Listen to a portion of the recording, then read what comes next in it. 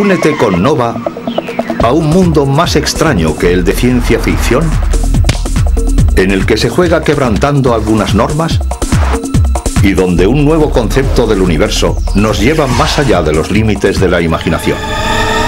Estamos en el mundo de la teoría de cuerdas, un modo para describir cada fuerza y toda la materia, desde un átomo a la Tierra o los confines del universo.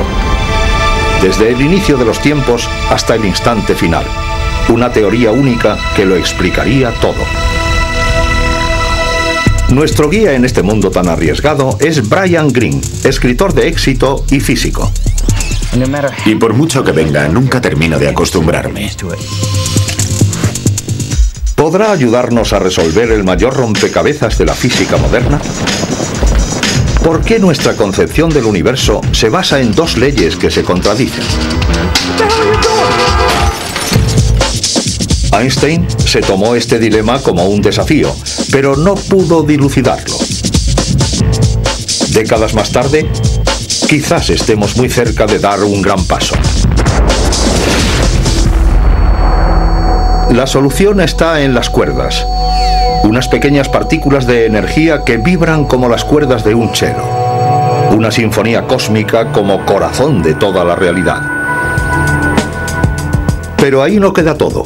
Hay universos paralelos y 11 dimensiones, y la mayoría de ellas no las hemos percibido jamás. Puede que vivamos en un universo con más dimensiones de las que alcanzamos a ver. Aquellos que han defendido la existencia de otras dimensiones han sido tildados de locos. Se les ha tratado como lunáticos. Un espejismo de la ciencia y las matemáticas, o la teoría definitiva para todo. Si la teoría de cuerdas no logra proporcionar alguna predicción demostrable, nadie debería tomársela en serio. ¿Es eso una teoría física o un pensamiento filosófico? Una cosa hay segura. La teoría de cuerdas ya nos ha demostrado que el universo es mucho más extraño de lo que nos imaginábamos. A continuación, todo empezó con una manzana. El logro de las ecuaciones de Newton se produjo gracias a la necesidad de comprender los planetas y las estrellas. Y hemos avanzado mucho desde entonces. Einstein proporcionó al mundo una nueva imagen de lo que constituye la fuerza de la gravedad. Los defensores de la teoría de cuerdas se han atrevido a llegar más lejos que él. Pero ¿se encuentran cerca de alcanzar su sueño? No dejen de ver el universo elegante.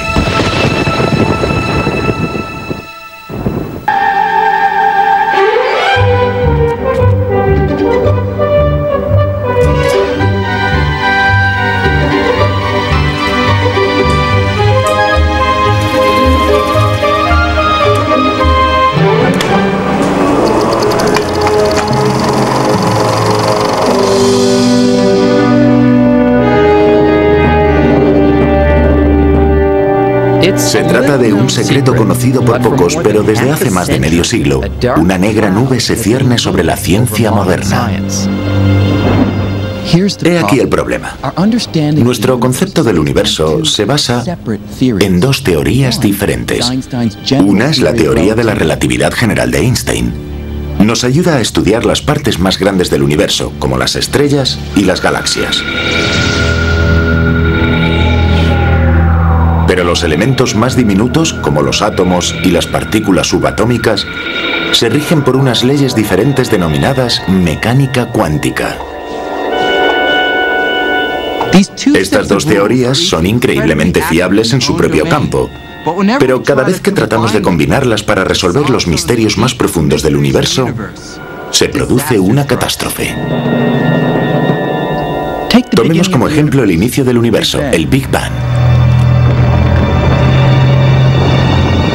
En aquel momento, una pequeña partícula estalló con violencia.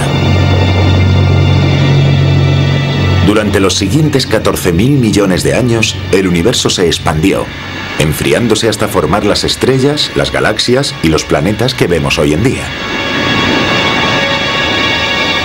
Pero si rebobinamos esta película cósmica, todo aquello que se expande comienza a reagruparse.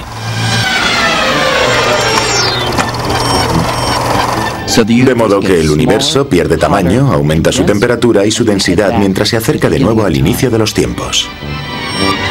Al alcanzar el Big Bang, Cuando el universo es extremadamente pesado y pequeño, el proyector se atasca.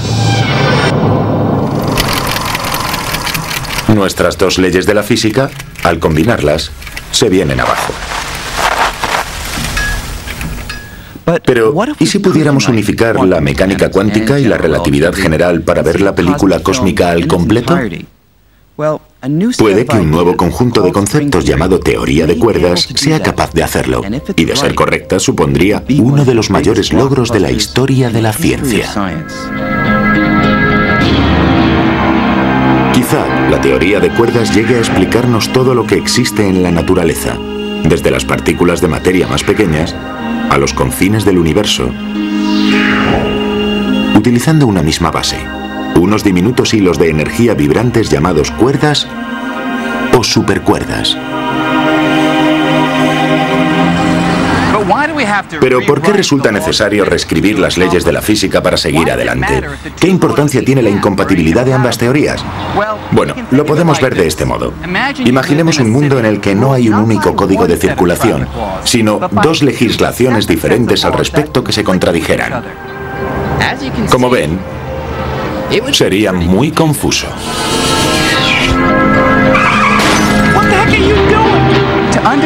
Para comprender algo así, tendríamos que unir ambos códigos para crear unas normas unificadas más lógicas.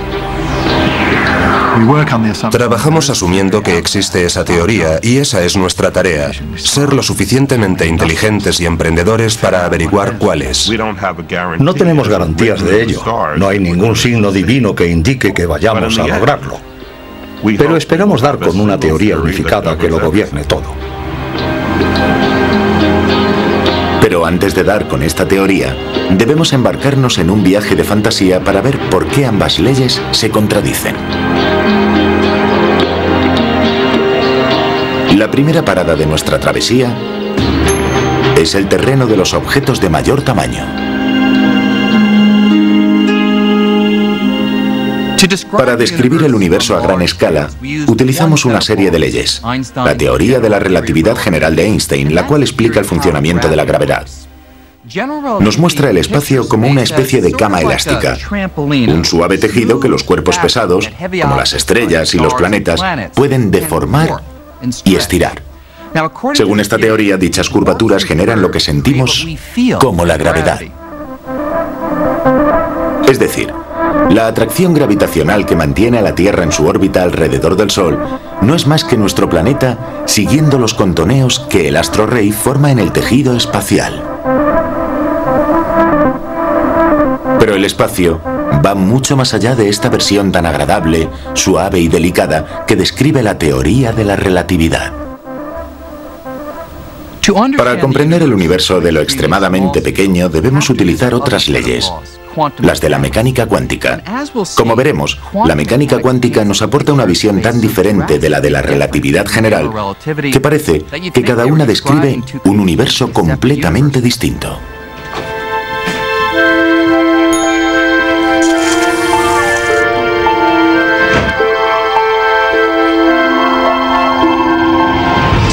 Para observar el conflicto entre ambas teorías, necesitamos reducir nuestro tamaño hasta lo inimaginable. En nuestro recorrido abandonamos los grandes cuerpos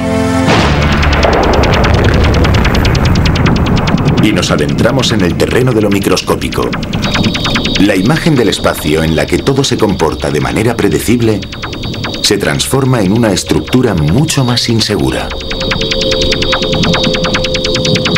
Y si seguimos reduciendo nuestro tamaño hasta aparecer miles y miles de millones de veces más pequeños que las partículas de materia más diminutas, como los átomos y sus componentes, las leyes de este entorno, las de la mecánica cuántica, aseguran que el tejido del espacio se vuelve accidentado y caótico. Al final, llegamos a un mundo tan turbulento que parece desafiar al sentido común. Aquí abajo el espacio y el tiempo se modifican y distorsionan tanto que los conceptos tradicionales de izquierda y derecha, arriba y abajo,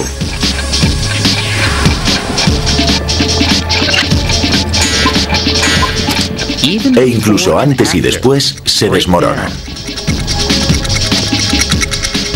No hay modo posible de saber si estoy aquí o aquí, o en ambos lugares a la vez. O puede que estuviera aquí antes de llegar.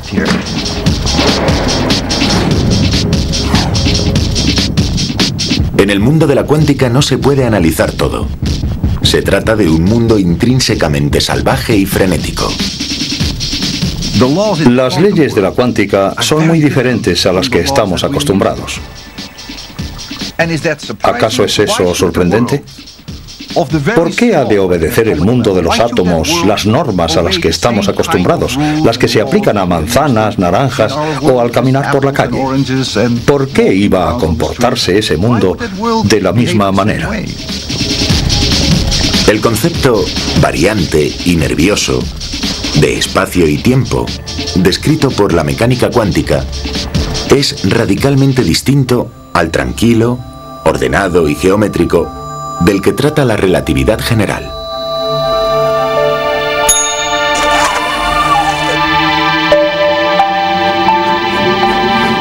Pero creemos que todo, desde el frenético baile de las partículas subatómicas a las majestuosas rotaciones de los planetas, se puede explicar mediante un solo principio de la física, una ecuación única.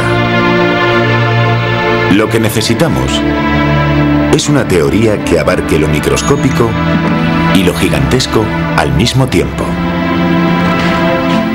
Que albergue tanto a la mecánica cuántica como a la relatividad general. Y que no se venga abajo nunca, jamás.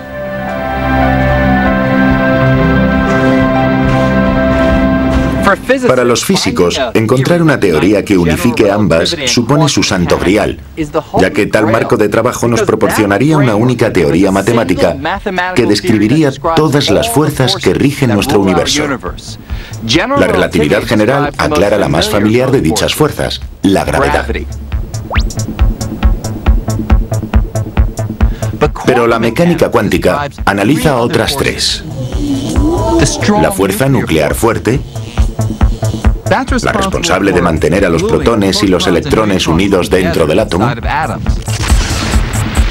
el electromagnetismo,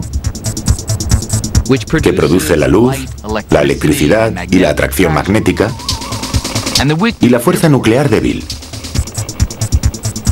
la causante de la descomposición radiactiva. Todos los acontecimientos de nuestro universo, desde la división de un átomo a la formación de una estrella, se deben a la relación entre estas tres fuerzas y la materia. Albert Einstein pasó los últimos 30 años de su vida buscando un modo de describir las fuerzas de la naturaleza en una sola teoría. Y puede que ahora la teoría de cuerdas haga realidad su sueño.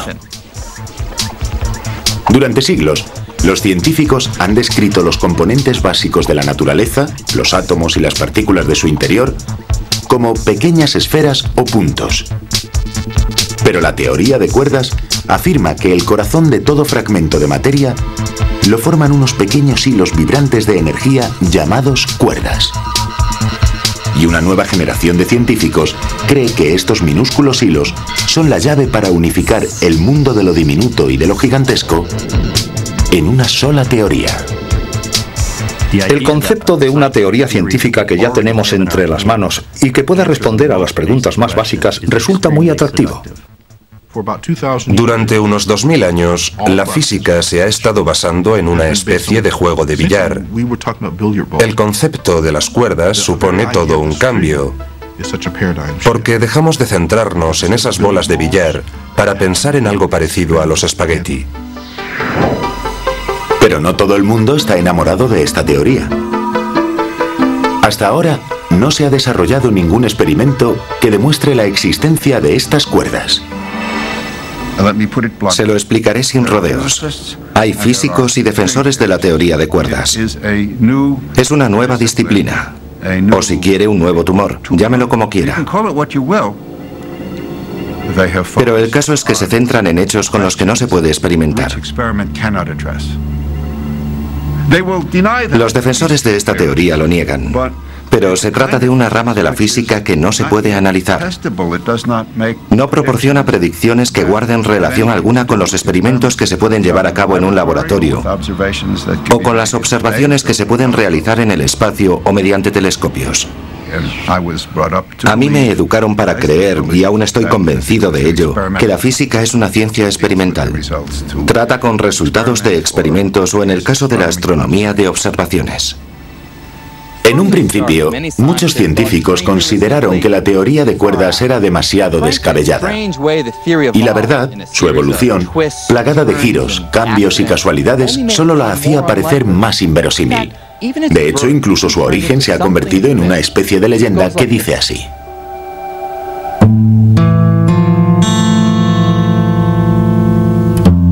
A finales de los 60, un joven físico italiano, Gabriele Veneziano, buscaba un grupo de ecuaciones que explicara la fuerza nuclear fuerte. Ese pegamento tan poderoso que mantenía unidos los protones y neutrones del núcleo de cada átomo. Parece ser que, por casualidad, se encontró con un libro antiguo de matemáticas. Y en su interior encontró una ecuación de 200 años de antigüedad creada por un matemático suizo, Leonhard Euler. Veneziano descubrió con asombro que las ecuaciones de Euler, consideradas durante mucho tiempo una simple curiosidad matemática, parecían describir la fuerza nuclear fuerte. Publicó inmediatamente un artículo con dicha información y se hizo famoso por su accidental descubrimiento. En ocasiones, leo en algunos libros que este modelo se creó por casualidad o que lo encontré en un libro de matemáticas, y eso no me sienta nada bien.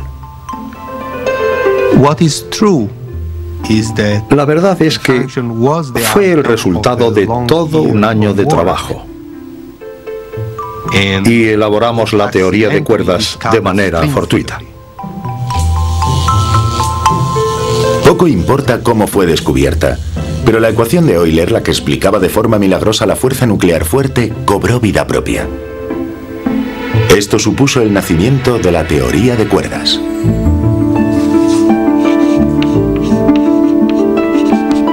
Tras circular entre compañeros, la ecuación de Euler acabó escrita en una pizarra frente a un joven físico estadounidense, Leonard Susskind. Aún recuerdo la fórmula. Era así.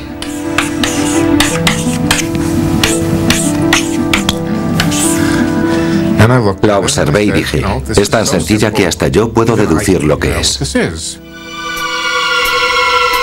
Susskind se retiró a su ático para investigar. Creía que aquella antigua fórmula describía matemáticamente la fuerza nuclear fuerte. Pero bajo aquellos símbolos abstractos descubrió algo nuevo. La analicé y le di miles de vueltas sentado en mi ático durante unos 2 meses.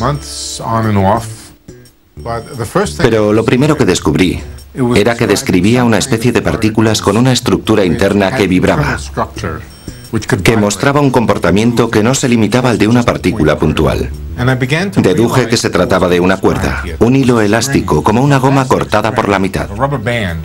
Y esta goma no solo se estiraba y contraía, sino que ondeaba. Y, oh sorpresa, coincidía exactamente con esta fórmula. Estaba convencido de que en aquel momento yo era el único en el mundo que lo sabía.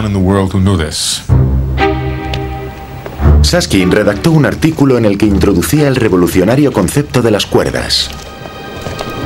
Pero antes de que se publicara, debía someterlo a la revisión de un grupo de expertos. Estaba convencido de que dirían, Susskind es el nuevo Einstein, o puede que incluso el nuevo Newton. Pero la respuesta fue, este artículo no es demasiado bueno, será mejor no publicarlo. Me quedé sin habla, estaba hundido, deprimido, aquello me entristeció, me puso muy nervioso. El resultado fue que me marché a casa a emborracharme.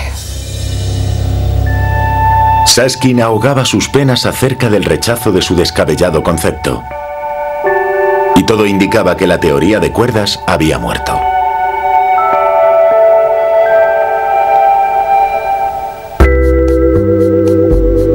La ciencia consideraba que todas las partículas eran puntos y no cuerdas. Durante décadas, los físicos habían observado el comportamiento de las partículas microscópicas haciéndolas chocar a velocidades muy elevadas e investigando las colisiones.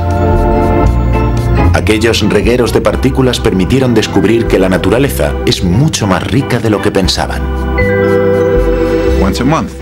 Todos los meses se descubría una partícula nueva.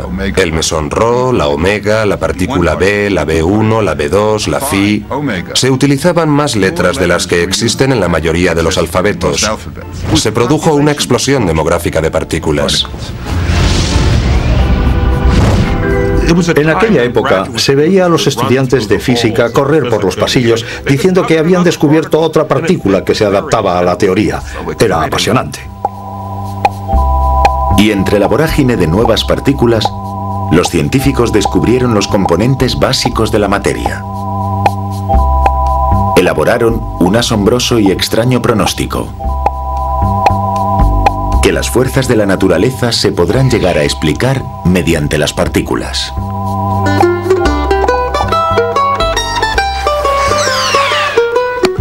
Supone un concepto bastante peculiar, pero es como un juego en el que yo y yo somos dos partículas de materia.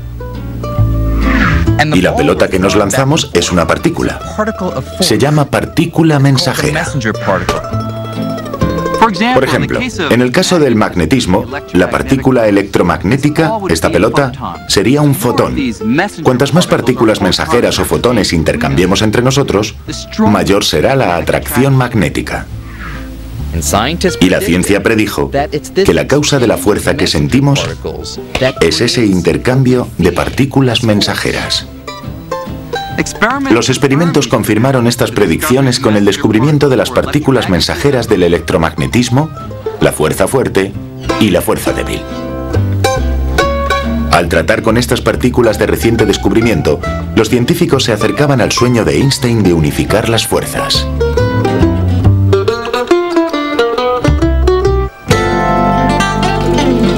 Los físicos que estudiaban las partículas razonaron que si rebobináramos la película cósmica hasta los momentos previos al Big Bang, hace unos 14.000 millones de años, cuando la temperatura del universo era billones de grados superior, el electromagnetismo y la fuerza débil serían imperceptibles.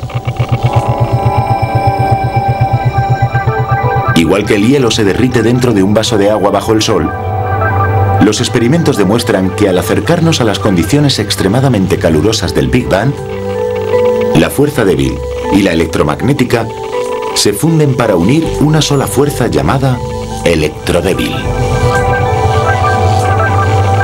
Y los físicos consideran que si se rebobina aún más la película, la fuerza electrodébil se uniría a la fuerte en una gran superfuerza. Aunque esto aún no ha sido demostrado, la mecánica cuántica ha podido explicar cómo operan tres de las fuerzas a nivel subatómico. Y de repente dimos con una teoría plausible para la física de las partículas más elementales, que nos permite describir todas las relaciones entre la débil, la fuerte y la electromagnética de un mismo modo. Tenía sentido y estaba documentado. Todo convergía hacia un concepto muy simple de las partículas y fuerzas conocidas. Un concepto que pasó a conocerse como modelo estándar. Creo que el nombre se lo puse yo. Professor Sheldon Glashow, Abdus Salam and Steven Weinberg.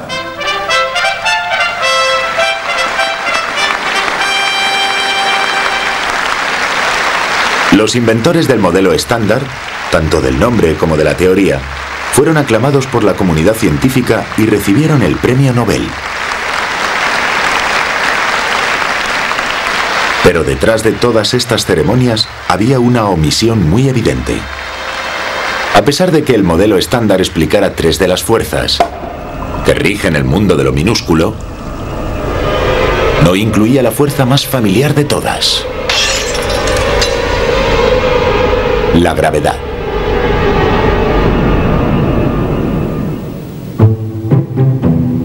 El modelo estándar eclipsó a la teoría de cuerdas, la cual quedó marginada dentro de la física. La mayoría de los compañeros de profesión perdieron el interés por completo en la teoría de cuerdas. Decían, muy bien, resulta muy elegante, pero no tiene nada que ver con la naturaleza. La profesión no se lo toma muy en serio, pero los pioneros de la teoría de cuerdas están convencidos de que hay una parte de realidad y siguen investigando este concepto. Pero cuanto más se adentraban en su teoría, más problemas encontraban. La teoría de cuerdas causaba numerosos problemas en sus inicios. El primero era que hablaba de una partícula que sabemos que no es tangible. Es lo que llamamos taquions, partículas que viajan a mayor velocidad que la luz. Se descubrió que esta teoría requiere 10 dimensiones, y eso ya es preocupante, ya que resulta evidente que eso implica más de las que conocemos. Había una partícula sin masa que no se alcanzaba a ver en los experimentos. Estas teorías parecían carecer de sentido. Le pareció una locura a todo el mundo. La teoría de cuerdas no lograba avanzar. Se llevaban las manos a la cabeza y decían, no puede ser cierto.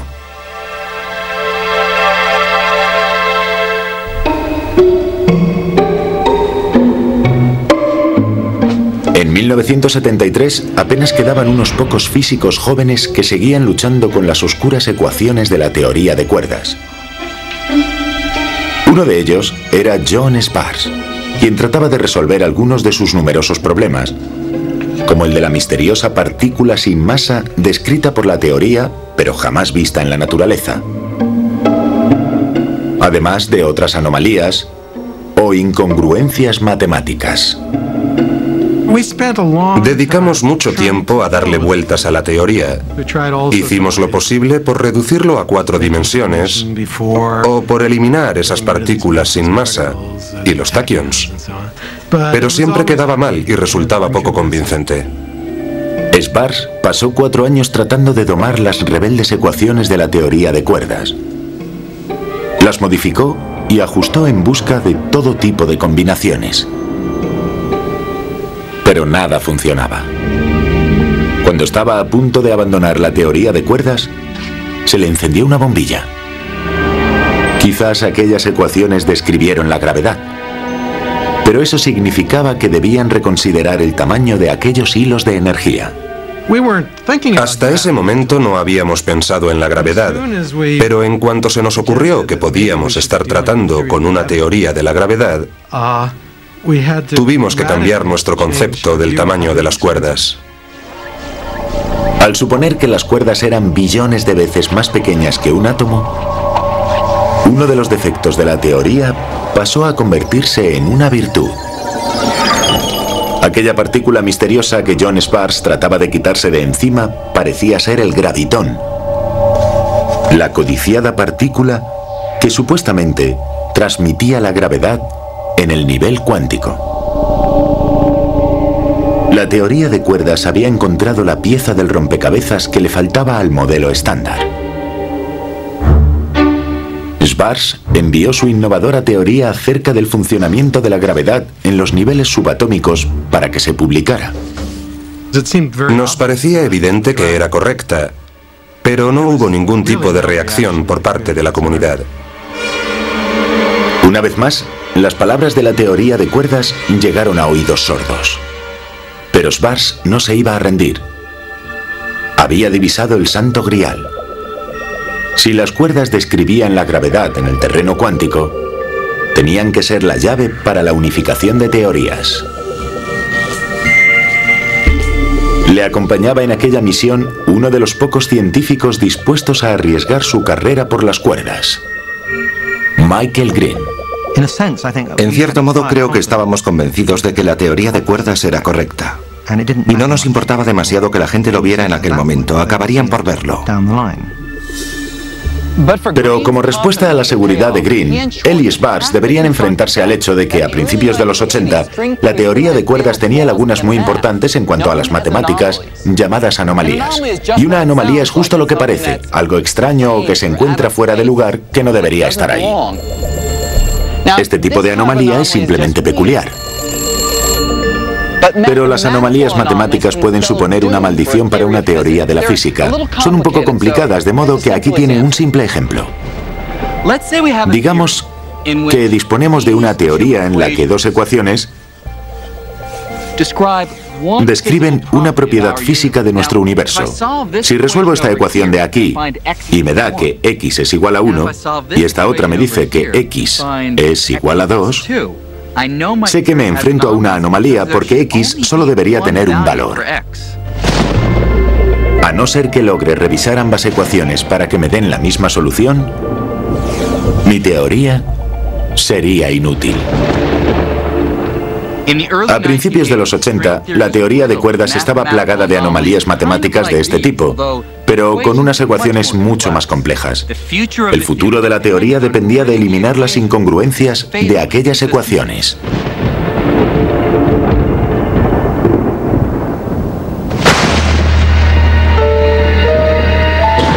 Tras enfrentarse a aquellas anomalías durante 5 años, lograron culminar su trabajo en una madrugada del verano de 1984. Casi todo el mundo creía que estas teorías eran erróneas debido a las anomalías. No sé muy bien por qué, pero yo estaba convencido de que se equivocaban. Sentía que la teoría de cuerdas era correcta, de modo que no podía tener anomalías, así que decidimos que teníamos que calcular todo aquello.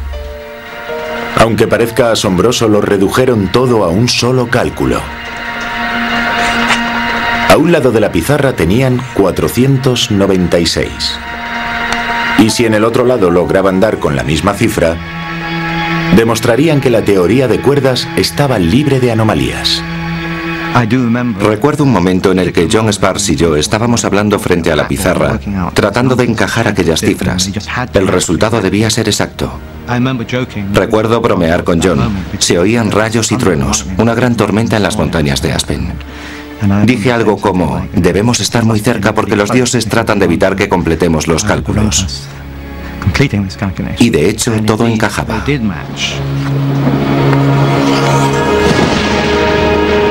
La concordancia de las cifras indicaba que la teoría estaba libre de anomalías y disponía de las bases matemáticas para englobar las 4 fuerzas. Dedujimos que las cuerdas, además de describir la gravedad, podrían explicar el resto de fuerzas. Se trataba de una posible unificación.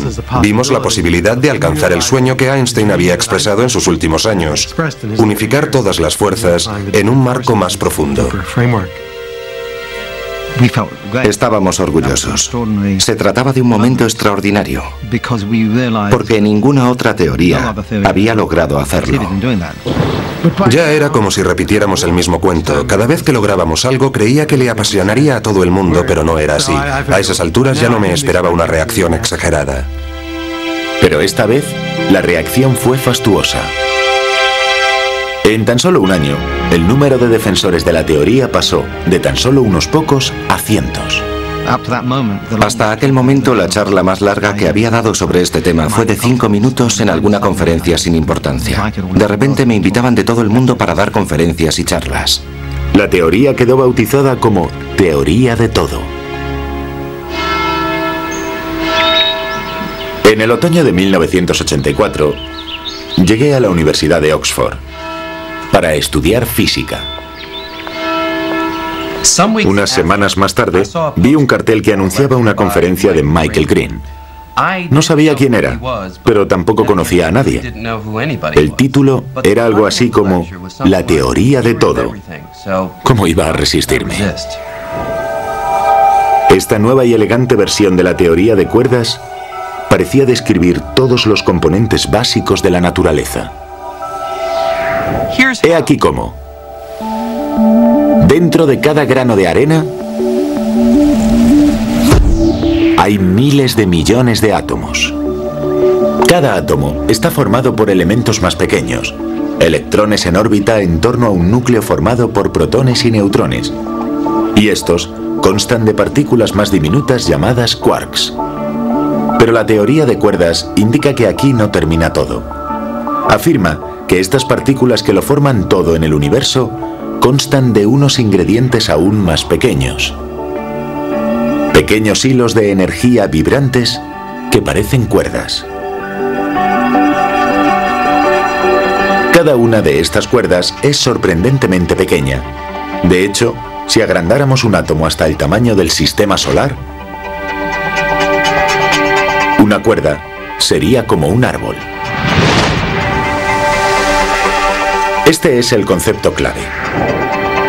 Del mismo modo que las diferentes vibraciones en las cuerdas de un violonchelo crean lo que percibimos como notas musicales, nuestras cuerdas vibran de distintas maneras y dotan a las partículas de sus propiedades únicas, como la masa y la carga. Por ejemplo, la única diferencia entre nuestras partículas y las que transmiten la gravedad y el resto de fuerzas es el modo en el que vibran estas cuerdas. Al estar formado por una incalculable cantidad de estas cuerdas vibratorias, el universo podría describirse como una gran sinfonía cósmica. Y esta elegante teoría resuelve el conflicto entre nuestra inestable e impredecible imagen del espacio a escala subatómica y el concepto de tranquilidad del espacio a gran escala. Se trata de la inestabilidad de la mecánica cuántica contra la suavidad de la teoría general de la relatividad de Einstein. Resulta muy difícil unificarlas, hacerlas coincidir. Lo que hace la teoría de cuerdas es calmar los altibajos de la mecánica cuántica. Los allana al tomar el concepto clásico de partícula puntual y estirarlo para formar una cuerda. De modo que la agitación sigue presente, pero con la tranquilidad suficiente para que la teoría cuántica y la relatividad general puedan fundirse en este tipo de marco. Supone un triunfo para las matemáticas. Con apenas unos hilos vibrantes, los defensores de la teoría de cuerdas aseguran haber alcanzado el sueño de Einstein de unificar todas las fuerzas y toda la materia. Pero esta radical y nueva teoría tiene un punto débil. Ningún experimento puede comprobar lo que ocurre a estas escalas. No podemos observar nada acerca de partículas tan diminutas ni de energías tan fuertes. Es decir, no hay forma de demostrar ni análisis posible que asegure: miren, están equivocados. La teoría es segura, siempre lo será. ¿Es eso una teoría de la física o un pensamiento filosófico? Dígame. Los críticos de la teoría aseguran que se aleja de cualquier prueba experimental. Y está claro que, visto así, no se trata de una rama de la física. Solo puedo responder que ya se demostrará que están equivocados. Lo que hace que la teoría de cuerdas sea más difícil todavía de demostrar es que, para cuadrar sus complejas ecuaciones, requieren algo que parece extraído de la ciencia ficción: más dimensiones espaciales. Durante siglos hemos pensado que solo existe aquello que vemos. Esta dimensión, esta otra y otra más. 3 dimensiones para el espacio y una más para el tiempo. Aquellos que han defendido la existencia de otras dimensiones han sido tildados de locos. Se les ha tratado como lunáticos.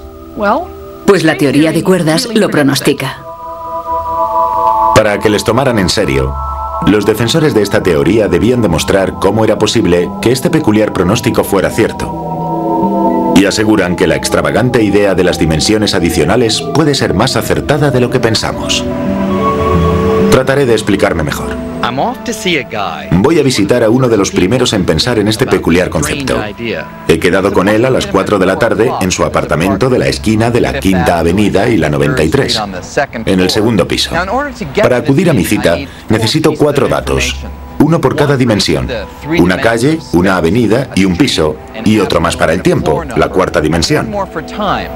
Podemos verlo como las 4 dimensiones habituales: izquierda y derecha, adelante y atrás, arriba y abajo, y la hora. Pero el extraño concepto de las dimensiones paralelas se remonta casi a un siglo. Parece imposible dudar que vivimos en un universo de 3 dimensiones espaciales. En 1919, Theodor Kaluza, un matemático alemán apenas conocido, tuvo el valor de negar lo evidente. Sugirió que quizá nuestro universo tenga otra dimensión que por algún motivo no alcanzamos a ver. Look, he says here, I like your idea. So why does he delay? Kaluza envió su concepto de la dimensión adicional a Albert Einstein. En un principio, este pareció interesarse, pero más adelante se mostró reacio y tardó 2 años en publicar el artículo de Kaluza.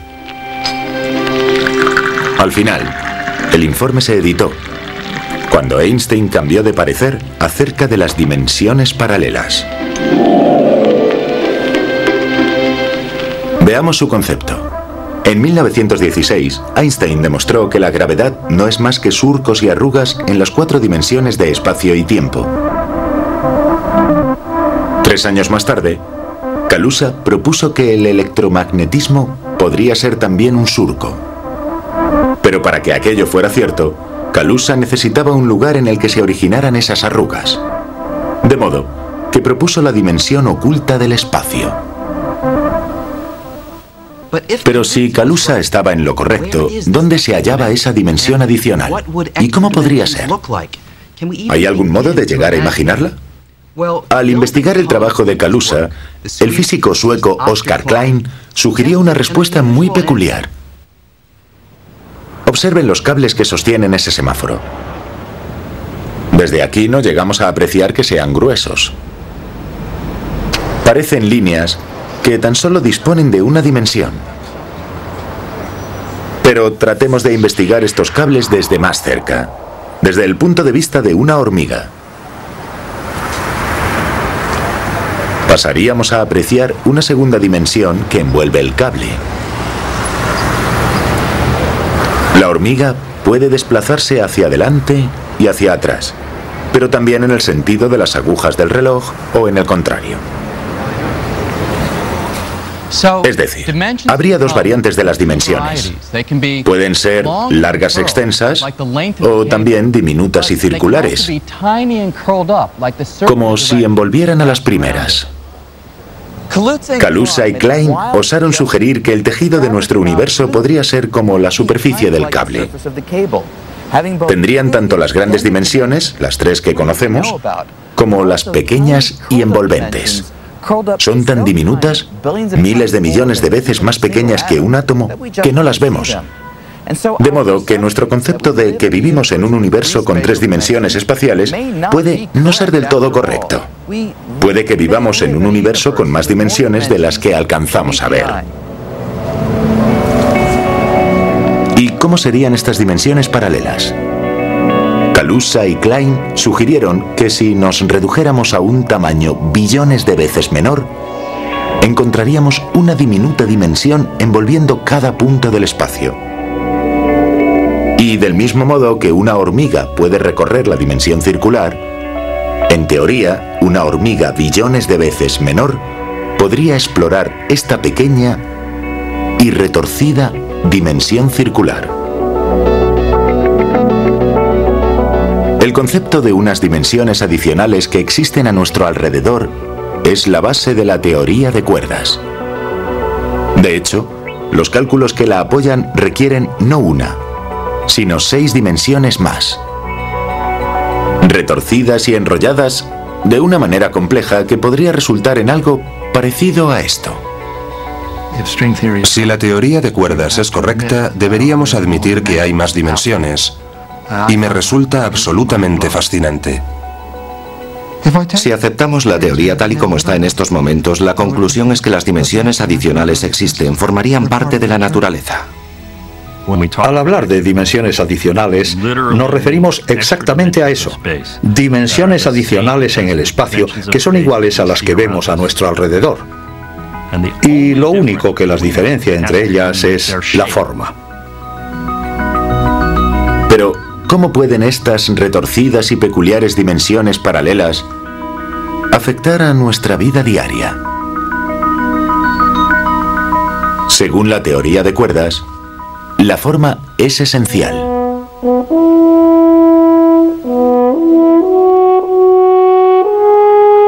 Debido a su forma, una trompa puede reproducir decenas de notas diferentes. Al presionar las llaves, cambiamos de tono debido a la variación del espacio por el que resuena el aire.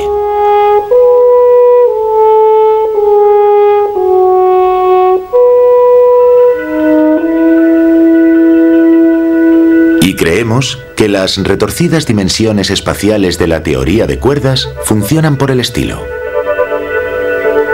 Si pudiéramos introducirnos en una de estas estructuras de 6 dimensiones de las que habla la teoría de cuerdas, veríamos cómo las dimensiones adicionales se trenzan y envuelven unas a otras, de manera que influyen en las vibraciones de las cuerdas, aquellos ingredientes fundamentales del universo. Y esta podría ser la clave para resolver uno de los misterios más profundos de la naturaleza.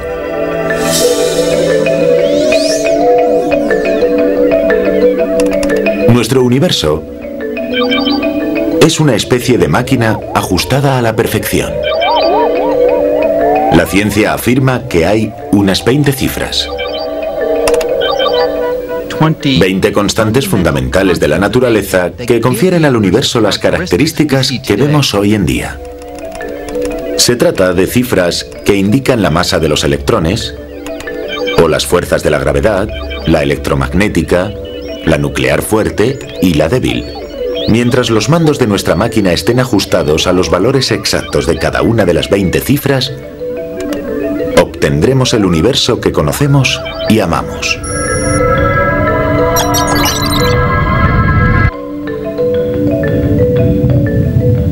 Pero si variamos las cantidades retocando los ajustes, aunque solo sea un poco, las consecuencias serán dramáticas. Por ejemplo, si aumentara la fuerza electromagnética, los átomos se repelerían con mayor energía. Y las fuerzas nucleares que hacen que las estrellas brillen se agotarían. Las estrellas, incluido el Sol, se extinguirían haciendo desaparecer a nuestro universo. ¿Qué es lo que ajusta las cifras de estas 20 constantes con tanta precisión? La respuesta podría estar en la dimensión adicional de la teoría de cuerdas. Es decir, las diminutas y retorcidas estructuras de 6 dimensiones mencionadas hacen que una cuerda vibre de un modo para producir lo que apreciamos como un fotón, y que otra cuerda vibre de otro modo para crear un electrón. Según la teoría de cuerdas, estas diminutas estructuras podrían determinar la forma de todas las constantes de la naturaleza, manteniendo afinada la sinfonía cósmica.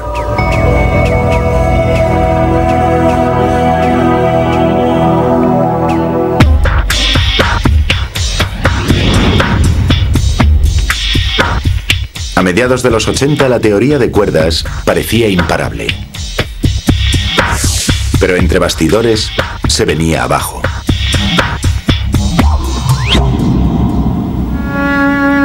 Con el tiempo, sus defensores fueron tan eficientes que no elaboraron una, sino 5 versiones de la teoría de cuerdas. Cada una se basaba en las cuerdas y en las dimensiones adicionales, pero las 5 variantes no estaban afinadas. Había quien aseguraba que las cuerdas eran hilos abiertos. Otros afirmaban que eran bucles cerrados. Incluso había dos versiones que requerían la existencia de 26 dimensiones. Las 5 versiones parecían igual de válidas. Pero, ¿cuál describía nuestro universo?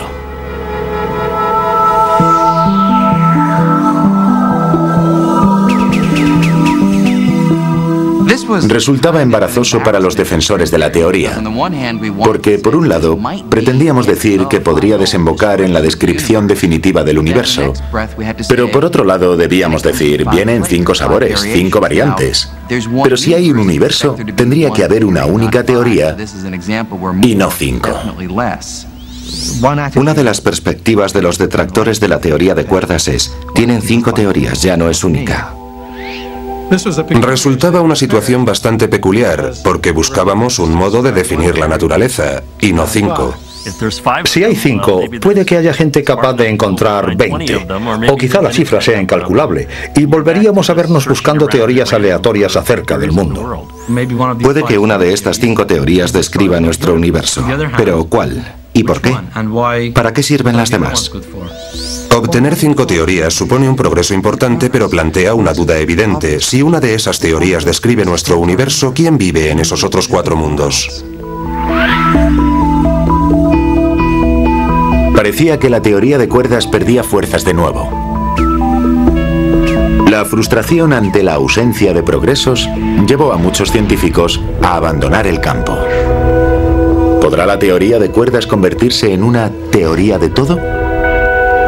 ¿O acaso desembocará en la teoría para nada?